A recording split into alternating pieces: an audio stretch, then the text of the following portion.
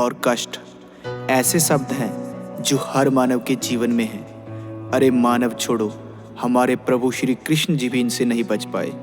सारी गाथा सुनाने के लिए मेरा ये जीवन भी कम पड़ जाएगा और आपका सुनने के लिए। तो इस गीत के माध्यम से मैं तुम्हें कृष्णा जी के जीवन में आए कुछ कष्टों से अवगत कराता हूँ, जिनको सुन के तुम कहोगे, अरे हमारे कष्ट तो इनके आगे कुछ भी नहीं है, कुछ भी नहीं है।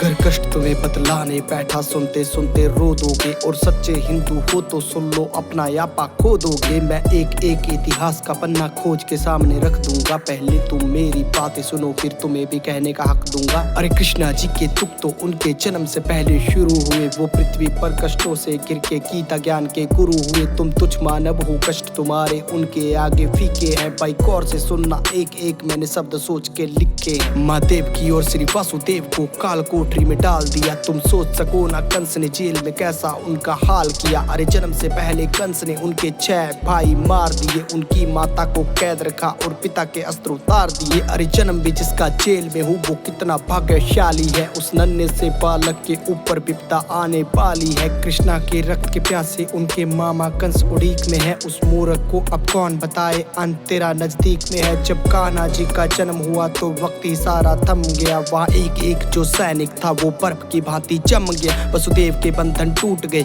वो सच थे गोकुल जाने को। उनकी माता के पास समय ना एक भी आंसू बहाने को। माता कान्हा को पास में रखती, कंस के हाथों मर जाते। पर गोकुल छोड़ के आने के लिए पिता के हाथ भी डर जाते। पर उनको मन समझाना पड़ा, कृष्णा को छोड़ के आना पड़ा। अभी जी भर के माँ देख न पाई, पुत्र को दूर ले जाना पड़ा। कान्हा को मरवाने के लिए माया जाल बिछाया था। कभी पूतना थी आई तो कभी बकासुर भी आया था। किंतु नन्हे से कृष्णा को बार नहीं कोई पाया था।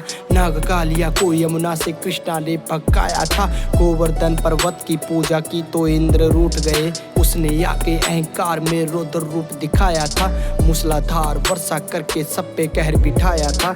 इंद्र के प्रकोप से फिर कान्हा ने बचाया था। जिस माँ ने जन्म दिया उससे बालपन में दूर हुए। जिसने पाला पोसा उसको छोड़ने पर मजबूर हुए। प्रेम राधा को किया तो उनसे प्यार ना हो पाया।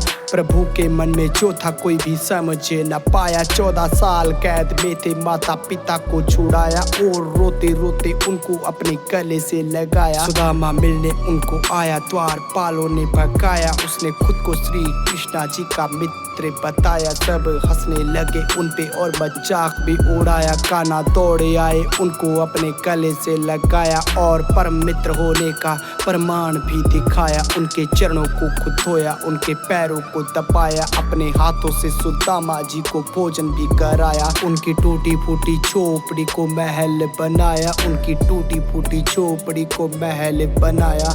हाथों से सुदामा जी को भोजन भी कराया। 16 जार कन्या कैद में थी, उनको था छुड़ाया। नरकासुर को भी मारा, सबको उनके घर पहुंचाया। इतने साल किसके साथ में थी, सबने प्रश्न उठाया। और किसी भी कन्या को ना था किसी ने अपनाया। तब दुखी होके लौटी कन्या कृष्णा जी के पास। बोली, प्रभु हमको जिंदा रख लो, तुम हो अंतिम आस। सबके मान को बचाने खातिर उनसे प्यार रचाया। और द्वारका में लाए अधिकार भी दिलाया। द्रौपदी की लाज रखी, उसके मान को बचाया। भरी सभा में हो रहे वस्त्र हरण से बचाया। फिर स्त्री मर्यादा खातिर धर्म युद्ध रचाया। अर्जुन हुए जो भयभीत, उसको गीता ज्ञान सुनाया। तब जाके उसको अपना यथा रूप भी दिखाया। उसके हाथों सब पापियों का नाश भी करवाया। देके श्राप अश्वत्थामा को फिर अमर भी बनाया। अपना नाम देके बर्बरीक को खाटू श्याम बनाया। बीचों बीच समंदर में एक नगरी बसाई।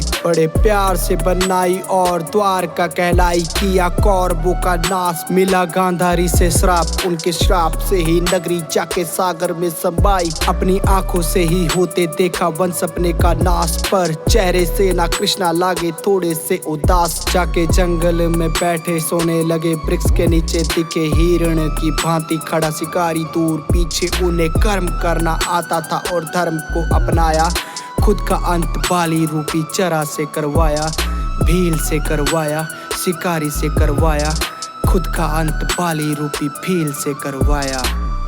बाली को त्रेता युग में श्री राम ने छुप कर तीर मारा था, तो द्वापर युग में उसी बाली का जन्म एक शिकारी के रूप में हुआ।